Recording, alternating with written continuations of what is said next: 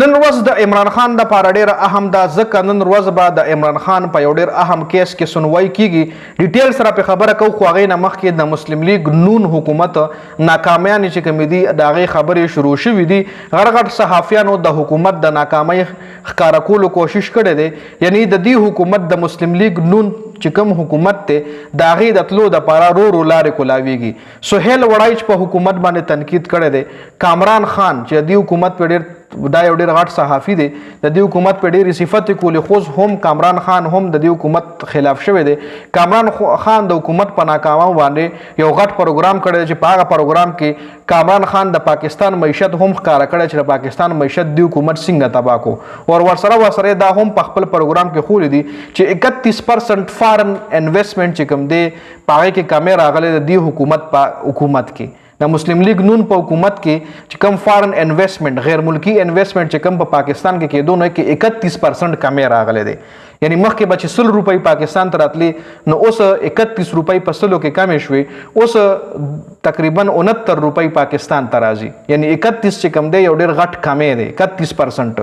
هدې نه علاوه د نور چې کم صحافیان دی هم د حکومت په ناکامو باندې غټ غټ پروګرامونه کړي دي جی، او رای غواړي چې د دې حکومت دا ټینور چې کم دی دا ختم شي. د دې حکومت په حکومت کې یعنی د حکومت په ټینور کې ډېرې غټې غټې کمپنیانو پاکستان پرېښو او د پاکستان نه لاړې. د شهباز شریف حکومت پالیسي اصل کې دا ده، یو صحافي دا خبره کړې چې د شهباز شریف حکومت پالیسي دا ده چې غټ غټ ملکونو قرضې راواخله، په عوامو ټیکسو لګو، مهنګۍ راوله، او بیا د لوټ مار په ذریعه دا پیسه هضم کړه. د اشرافیه حکومت د اشرافیه په ذریعه او د اشرافیه د پاره د وفاقي حکومت په ټولو محکمو کې هزارو ارب باقاعدګي او کرپشنو ریکارډ جوړ کړی دی جی.